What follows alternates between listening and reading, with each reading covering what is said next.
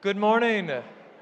Good morning, everyone. How are we? Let's begin this morning by standing as we're able and singing together. Please, will you join us?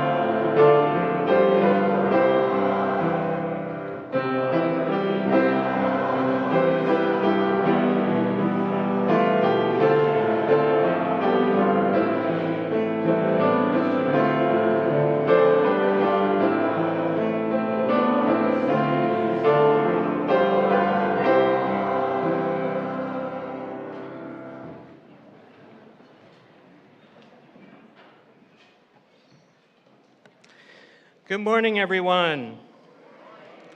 Welcome here to First Unitarian Church. We are a multi-generational community that strives to put love at the center. Welcome all gathered here in person. Welcome everyone joining us online this morning. A special welcome if you are new among us today. Stop by our welcome desk in the lobby after the service and learn more about the church, and if you've got questions, folks there will be able to help you. And now, as we gather, let's take a few moments and greet one another this morning, here in person and online.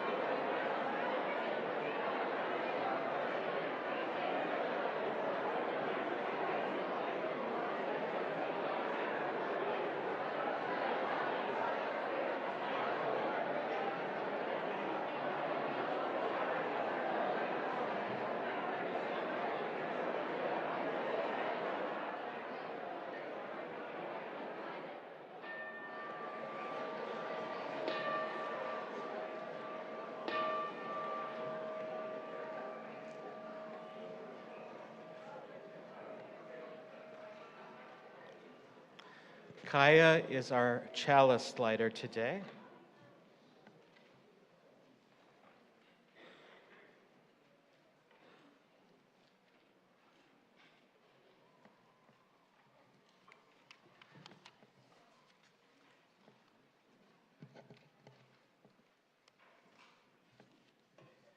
We are Unitarian Universalists.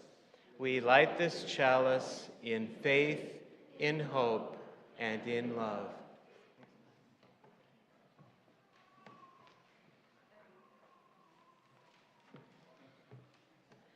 The words of our call to worship are by Sharon Wiley.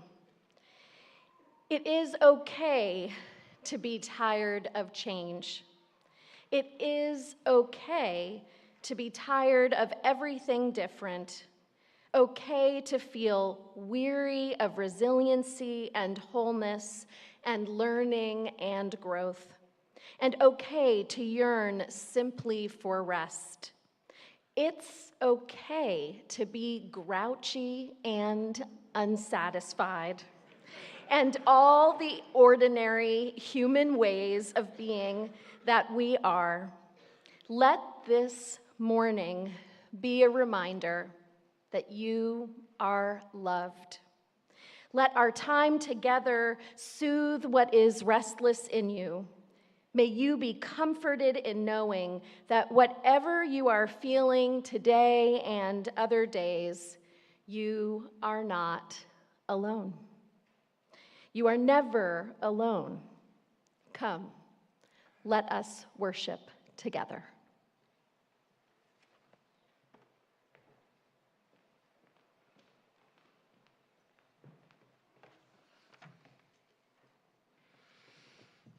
Good morning. You all look particularly beautiful today in the sunlight. Okay, today is our new monthly theme launch. March around here is going to be about wholeness. Wholeness is one of those words that can mean different things to different people in different situations. I think the most boring definition of wholeness is about being totally perfect, unbroken, complete, and all wrapped up. Our story for you is about wholeness, but it gets pretty wild and messy along the way. Are you ready? A Hat for House, One Storm, Many Helpers, by Audrey Perrott, illustrated by Drusilla Santiago. One very windy day, House lost his hat. Well, he didn't really lose it. A big blustery gust of wind swooped it up and took it. "Hey, that's not yours," House cried. Tears filled his eyes. What would he do? The sun was high up in the sky, and House felt exposed. "Here, let me help," said the oak tree. She stretched her limbs and leaves as far as she could. But another gust of wind rushed in, and then, "This is not what I had in mind," said House. "Oh," said the squirrels and the birds and the mice. "Let us help." They gathered leaves and tufts and twigs, tucking them into nooks and covering as much as they could. And then, whoosh! "This is getting ridiculous," said House. "Hi," said the neighbors. "We would love to help." They gathered the limbs and the leaves and swept up the tufts and the twigs and brushed off the fluff and the feathers. Then they climbed their ladders with a tarp and tools, and pulling and poking, spreading and smoothing.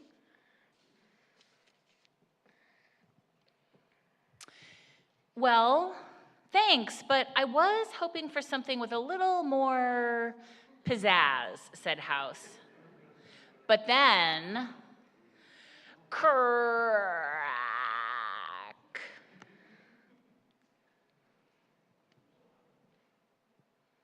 "Thank you, House," cheered the neighbors and the squirrels and the birds and the mice. The oak tree swayed her branches in celebration. "Glad I could help," said House. House was happy. His new hat could help his friends. It fit just right, even if it wasn't fancy. Still, he dreamed of one day having a hat that also fit his personality. "We can help with that." They sanded wood and hammered nails and whistled while they painted. Finally, it was finished. "That's more like it. Now I feel like myself. Thanks for doing my amazing, beautiful new hat," said House. "We're so glad we could help." "Don't even think about it," said House. The end. Excellent. Yep. It's now time for all of our students and our religious education leaders to leave for our program next door. If you are a new family, please come with us. I will meet you in the lobby, and it will be my pleasure to show you where to go and what to do. And now let us join together in our hymn of blessing.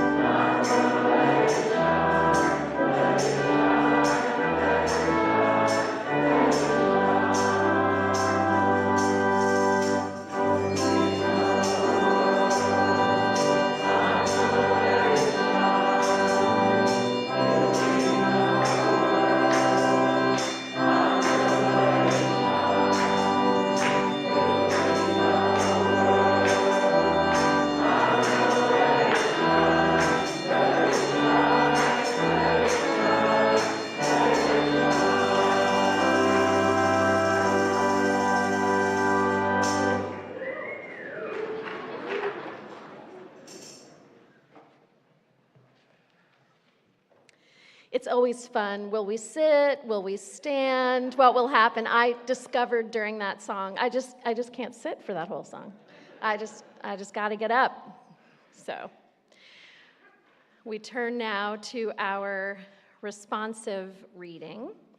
The words are by Orlando Brugnola. We do not forget our innocence.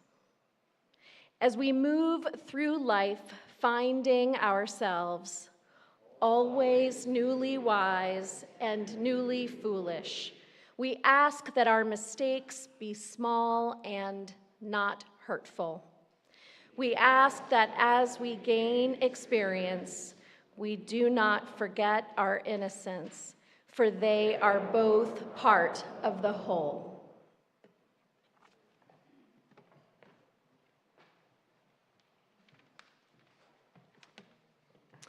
I want to take a moment and bring some news of events in our church today. Join us for social hour after the service. This is the first Sunday of the month, which means we'll be in our Buchanan Reception Hall for social hour. And here are a few notes about what's happening in our church this week. You can walk the labyrinth in Fuller Hall, which is directly below this sanctuary after the service. If you've been thinking about membership and what it means to be a member here, there will be a class after the service next door in our Buchanan building. Due to limited space, there are just a few seats left. And if you're ready, but come and learn more about what it means to be a member. And if you're ready, you can sign the membership book today. Also, after the service, you can join members of our Community for Earth for a reading from The Water Factor, a near-future echo thriller set in the Oregon High Desert by our own Marilyn Eichinger. It will include a discussion of what happens when something as sacred as water is treated as a commodity instead of a human right. And an important invitation to help in our immigration justice in our learning community. RE students and their families are assembling supply boxes for local neighbors impacted by ICE detention. They need including dried beans, rice, canned goods, cooking oil, dish soap, and bar soap. You can drop supplies off in our Buchanan welcome desk in our building next door now through March the 15th. And thank you for supporting the church's efforts to support immigrant justice. And finally, registration is now open for our annual Passover Seder. That will be on Sunday, March the 29th after church, and it will be structured for all ages. So sign up for our annual Seder, and you can do that after the service.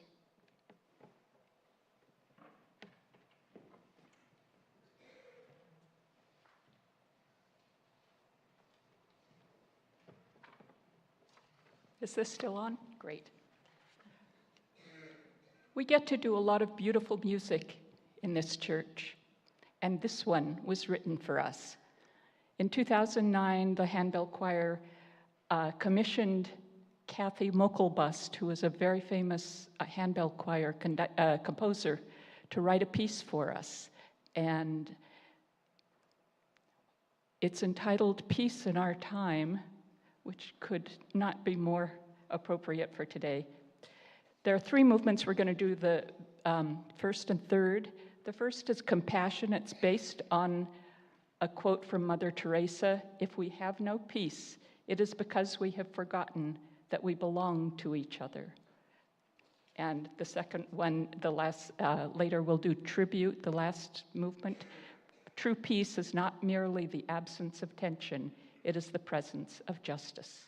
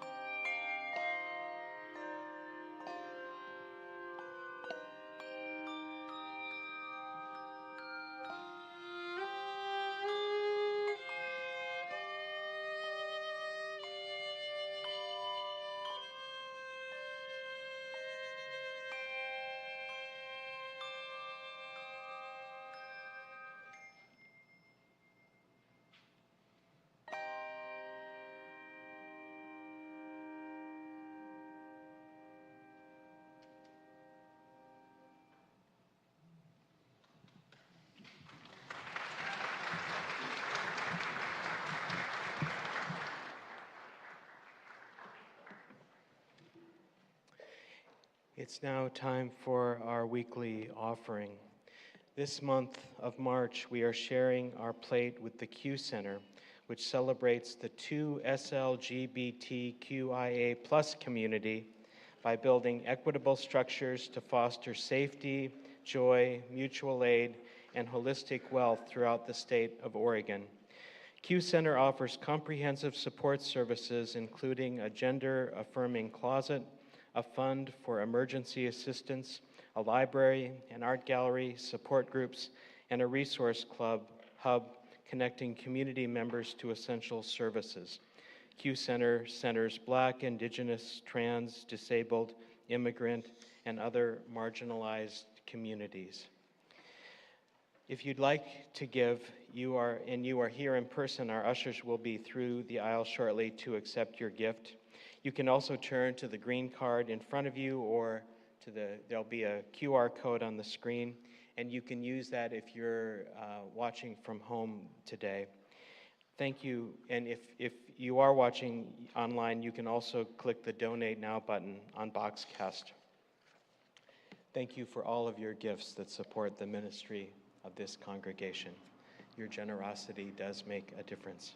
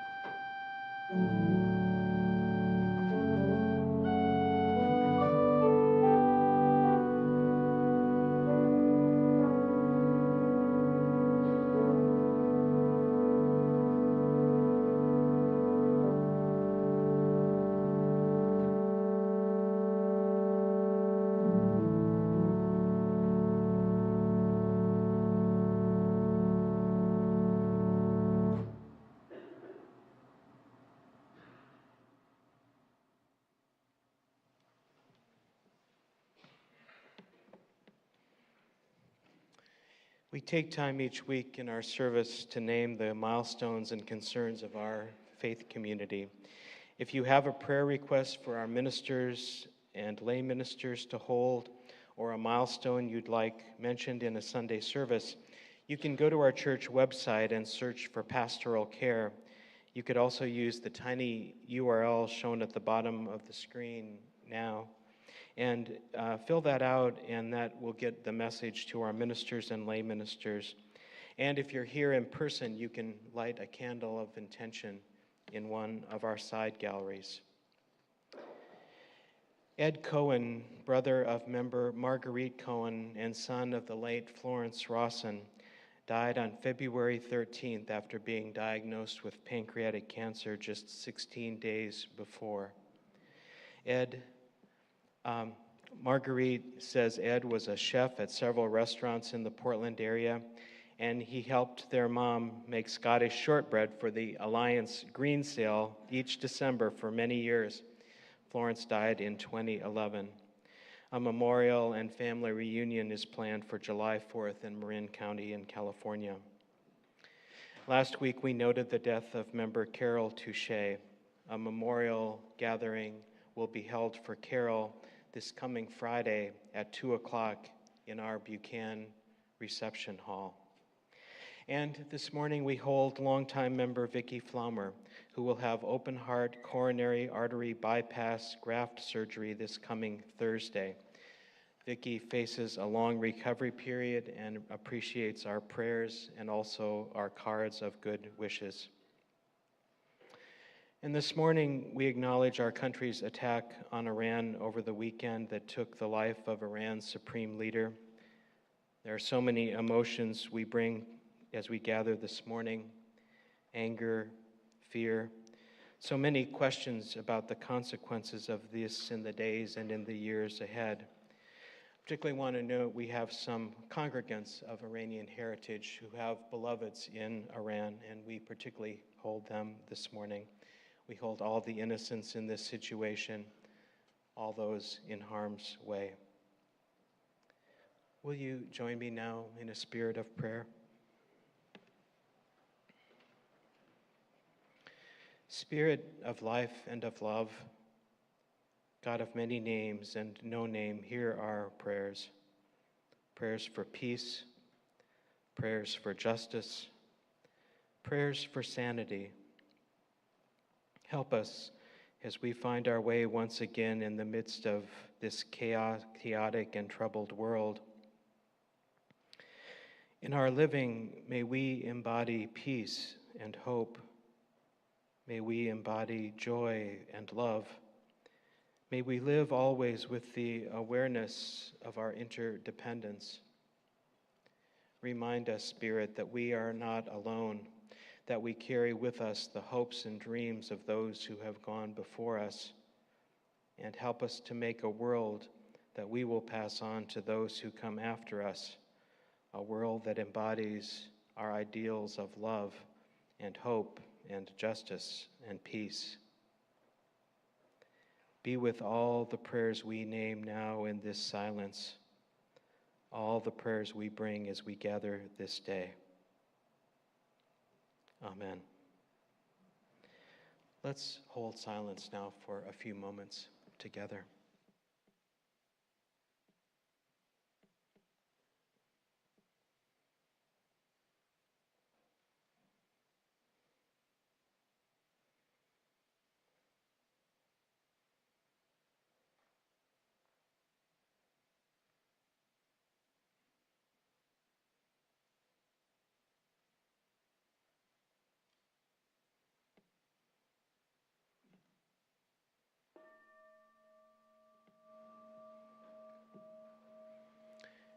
And let us rise now in body and in spirit as we sing our doxology, Spirit of Life.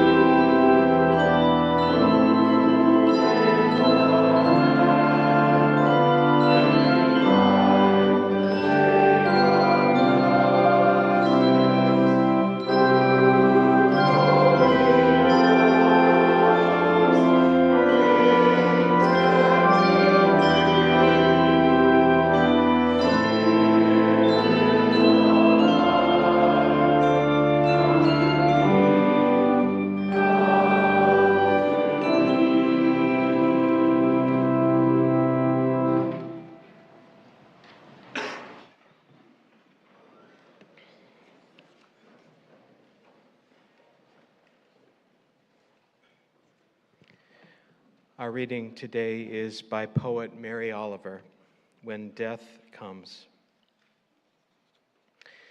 When death comes like the hungry bear in autumn, when death comes and takes all the bright coins from his purse to buy me and snaps the purse shut, when death comes like the measles pox, when death comes like an iceberg between the shoulder blades, I want to step through the door full of curiosity, wondering, what is it going to be like, that cottage of darkness?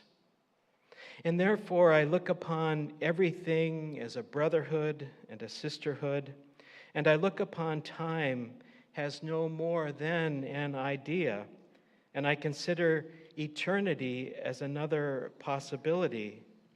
And I think of each life as a flower, as common as the field daisy, and as singular, and each name a comfortable music in the mouth, tending as all music does toward silence. And each body a lion of courage, something precious to the earth. When it's over, I want to say, all my life I was a bride married to amazement.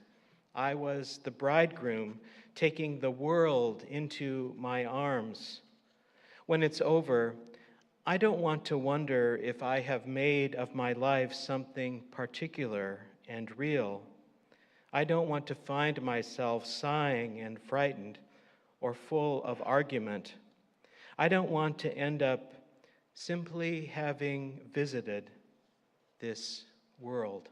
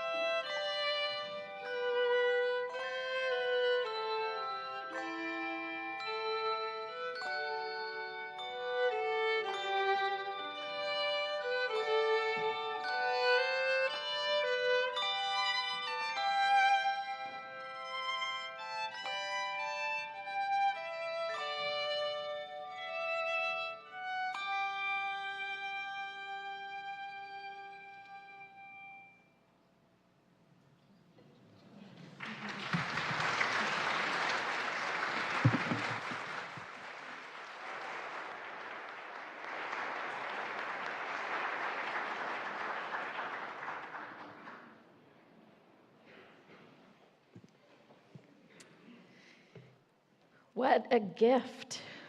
Thank you, Garrett. Thank you, Holly. Thank you, Parker Bells. Doesn't that make you want to commission another work? That was spectacular. Thank you.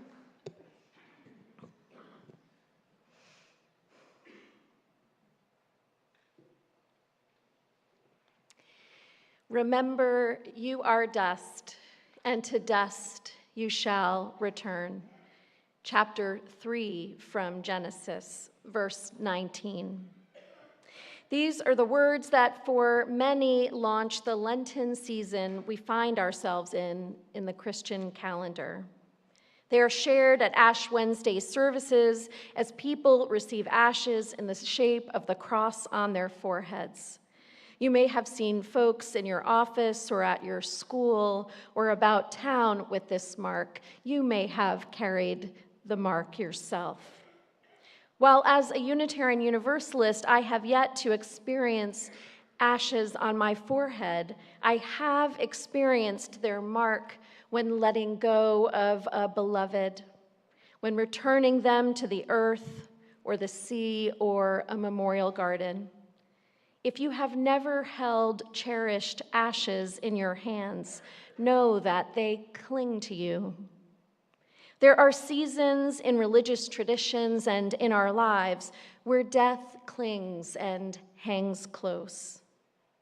On one hand, we are nearest to grief and loss and sadness and anger in these times. On the other hand, they paradoxically point the way to that which is eternal, to the unfailing renewal of life, and to life's source, which is love.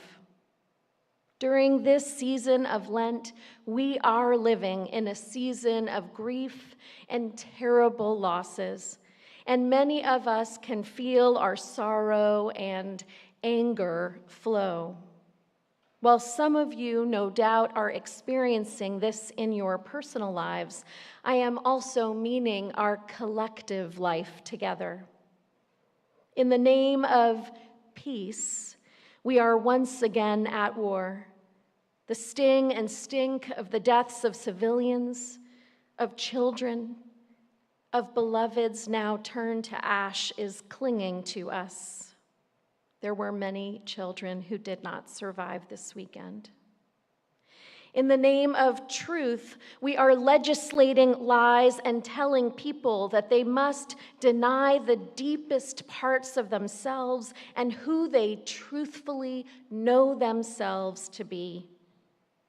What's happening in Kansas and all around our country is a matter of life and death and leaves us staring at a barren ground where flowers once bloomed.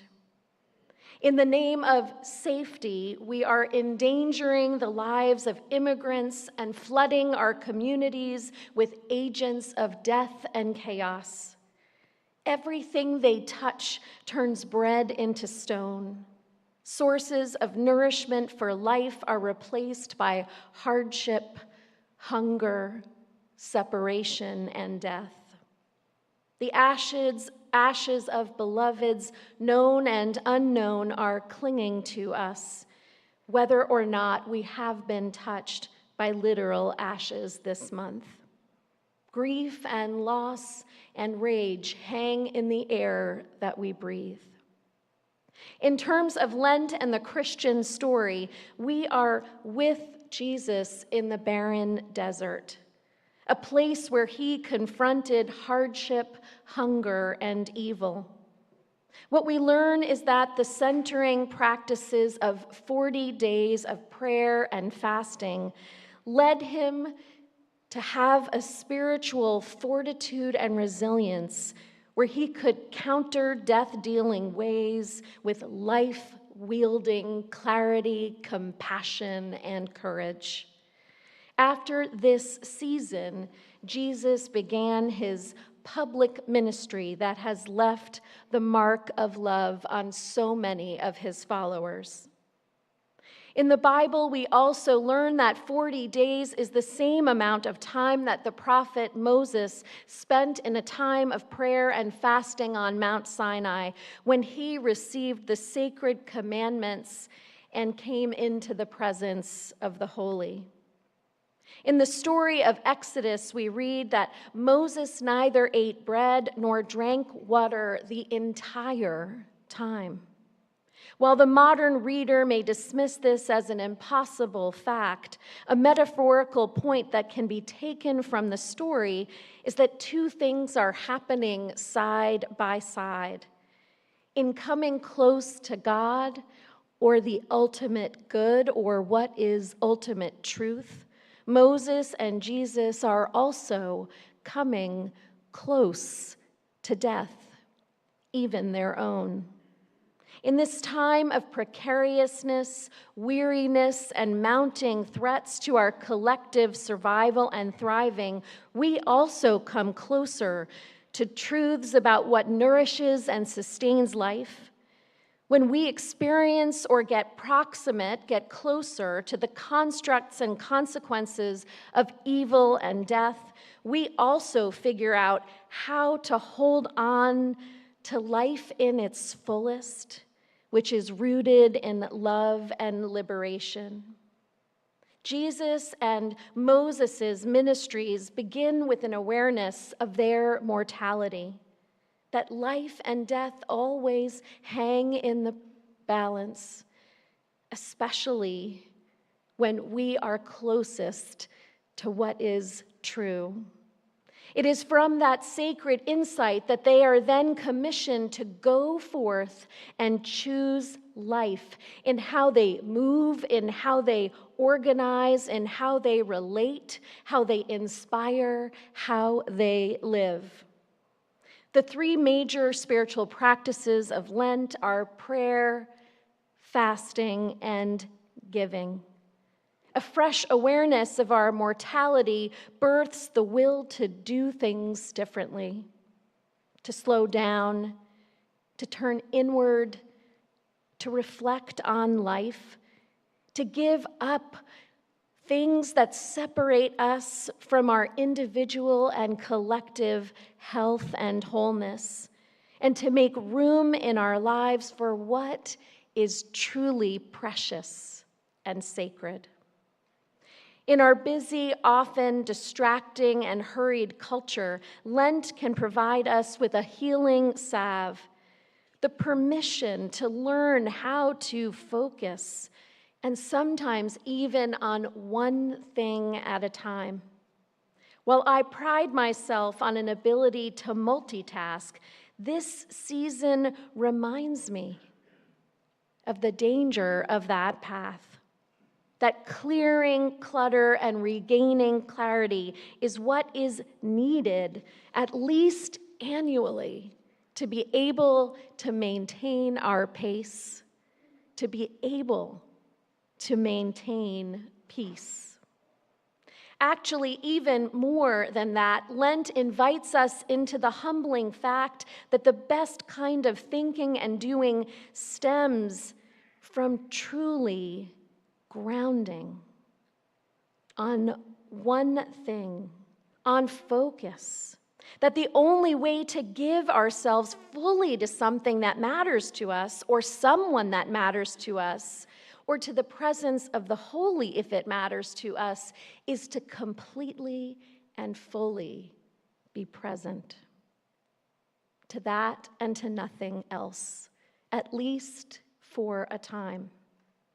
In many ways, the evil that is on the rise, the truth that is in peril, and the safety that is threatened is aided by how easily we human beings are distracted. Those on the margins, right here in this room, and in our city and our country, and many of us here may experience different margins and not others. But folks on the margins have been saying to us, do you see what is happening yet? Do you feel what is happening yet? If you have not felt your sorrow or your anger or your rage this month, maybe you haven't come close enough to life and also death yet. The decentering of the oppressed, of our earth, of our children, has been in the works for years now. Remember, as we come closest to the truth and goodness and life, yes, that is when those things are in peril. The closer we came to creating a world where trans and non-binary beloveds could be fully themselves, the closer we came to a world where women of color could ascend to the highest office in the land, that is when the voices of temptation, of torment, of overturning a spirit of liberation always enter. It was at that moment when Jesus was about to get free to do his ministry most fully that the tempter, away from liberation, arrived. Prayer, fasting, and giving are one path out. In addition to Lent, Ramadan is also happening this month, and these are central practices in both seasons. Ramadan commemorates the Prophet Muhammad's receiving the words and the messages of the Holy Quran. Yes, it is certainly time to stop just doing all the things that have led us to where we are. Us in this room and the larger we, collective we that we are a part of. We need to pause and pay attention and listen deeply. These are the first steps of the practice of prayer, especially if we find that we are leading lives where we are not fully present. A life where we are always partially absent is one where we could be said to be partially dead. It is like burying who we are and who we long to be under a blanket of snow, while intellectually we know that life is waiting to burst forth underneath when spring comes. It feels as if it is dead. Fasting. Is there something that you could refrain from that would move you to a place of greater wholeness, a place that is healthier and holier even? Many people give up something related to food inspired by Jesus' fast, possibly alcohol or chocolate or meat. My child is actually giving up ice cream this Lent, which is a pretty big challenge he gave for himself. And there are ethical reasons to give up all of these, especially as we orient towards the right relationship with ourselves, with our neighbors, and with the earth. The capacity to cease alcohol for a period of time is necessary for the health of our bodies. The production of chocolate sadly often exploits people who are impoverished. And maybe when you return to eating chocolate, you limit your sources. The meat industry often strains what is sustainable for Mother Earth. Again, if that's what you're giving up, maybe you return to eating meat from ethical sources. And I know some of you are already doing that. Some people will come up to me afterwards. I'm giving you ideas, not telling you that you aren't doing some of these things. Other fasts for Lent and Ramadan could include fasting from fear or gossip or pettiness, judgment, or social media. Who would you become if fear wasn't getting in the way? What would you have time to think about and talk about if gossip held less sway? What could you give up that would free you up for more healing, liberating pursuits? Prayer. Prayer is one of the practices we are invited to spend time on in this season. Remember, for many of us, prayer is not so much about imploring an external being to change the world for us, but about opening up the heart space for us to be changed. What daily devotion might bring greater insight to you? Some meditate on the Psalms or a book of poems. Some pray in the same spot daily, while others may prayerfully walk in the woods. Journaling is a wonderful, prayerful, meditative act of reflection that is available. A number of us are doing this in our Articulating Your Faith class. Is there something that you would like to reflect on that could invite deeper meaning or more resilient hope into your life? Some people fear that stopping to reflect and pray is a waste of time, but we do a lot of harm when we are not self-reflective. Like Jesus, we must learn how to listen past the voices of temptation, torment, and overturning liberation that exist in the world around us and at times even arrive in our own heads. Even when we do good in the world, we can enhance that good by reflecting on what we learned, what we might do differently, and open up the space for that possibility. Lent invites us to be in relationship to all that is holy and to be humble enough to recognize that we always have room to grow. Almsgiving. The third practice is about giving to people and communities who need support. It's not just about giving to others, but about recognizing and acting on the fact that we are all interdependent. We all have need of one another.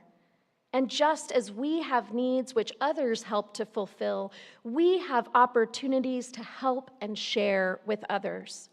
Who are the neighbors, near and far, that you feel called to be in relationship with this season? That you feel called to share with, to support, to help? You see, the secret of Lent is coming close enough to God or that which is eternal to recognize that we are not eternal. Humble enough to recognize that whether or not we believe in God, we are not God. And to know that we and everyone that we love is mortal, so that we can live as if this day mattered, because it does, so that we can live as if each and every one of our presence in this room, in this country, and in our world matters, which it does.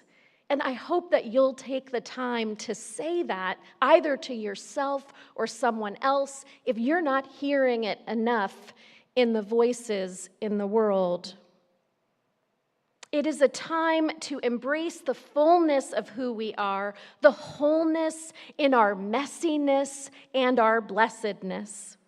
It is a time for feeling fully our sorrow and our rage and not simply numbing ourselves or succumbing to bitterness or resignation. Lent is a time to reckon with the forces of death and to counter them with a faithful, fearless love for ourselves, for our neighbors, and for our earth. And it is a time to honor that we are human beings and not human doings. In order to be fearless and faithful, we have a need to rest our weary souls. Is anybody weary of what has happened in the world this week? Or am I alone? We are all not alone. We have a need to center our distracted spirits, and we have a need to nourish our bodies with words, foods, and activities that replenish and revive and do not deplete and diminish. The distracted, hurried life with no time to readjust when we discover harm and no time to reorient towards healing is partly how we collectively arrived to a death-dealing moment in history. There is no prize for being the busiest, highest achiever. The question is, are you busy with the things that when you come to your last breath, you will consider them worthy of having given your life to? So consider this an invitation to spend a month or so to reground yourselves in an answer that you can trust by stopping one habit and noticing what changes. By praying and meditating and opening in a time of silent reflection during your day at some point and listening for what emerges. By giving away to others and making room for the relatedness that makes us human. Lent also turned out to be the last 40 days that Jesus lived, although he wouldn't have known precisely when the end would come. At least the Jesus I believe in wouldn't have as a prophet, but also just as a man. Just like Martin Luther King didn't know when he was in the days before his death, although, like Jesus, he suspected, or any of us, or Einstein, or Sojourner Truth, or Marsha P. Johnson, or my friend Angie, who was so often a roommate of mine on the pediatric cancer ward at Memorial Sloan Kettering, who is still alive.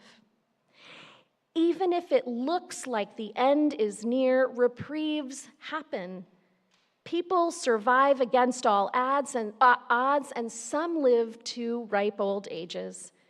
And even activists who threaten the empire are not all doomed to be assassinated by the state. Thank goodness. Because, and only when, we rise with them and alongside of them. We just don't know whether we'll have more or less time than we hope for.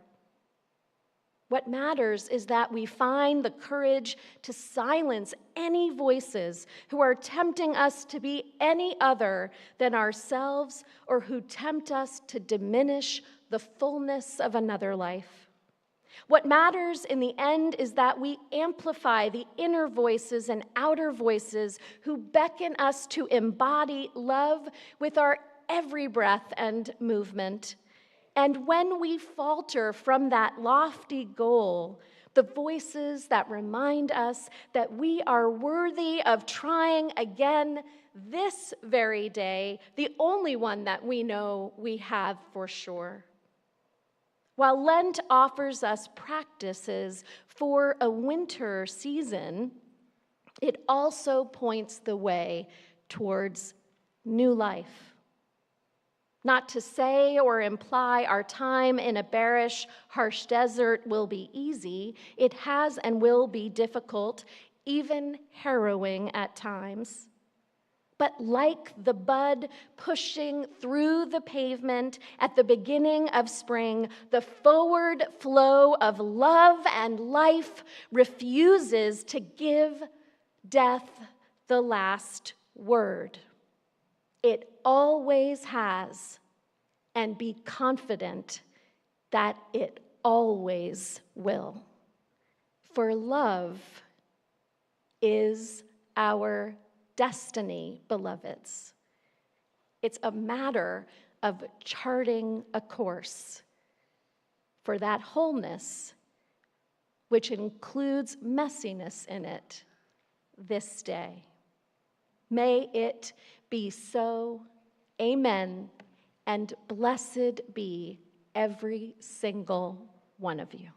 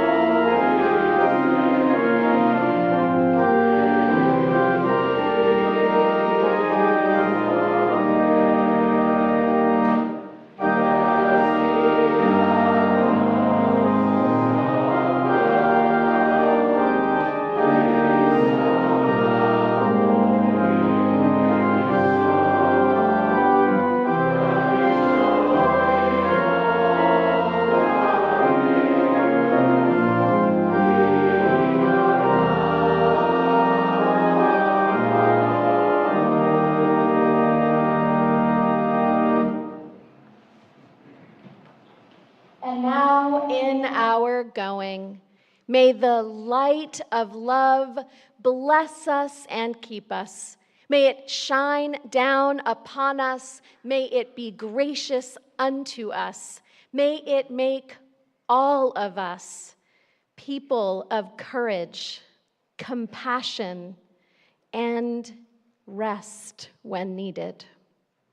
For this is the day that you and I are given, so let us rejoice in it and be glad. Go with peace. Act for peace. Go in love. Act in love. Blessed be every one of you. Amen.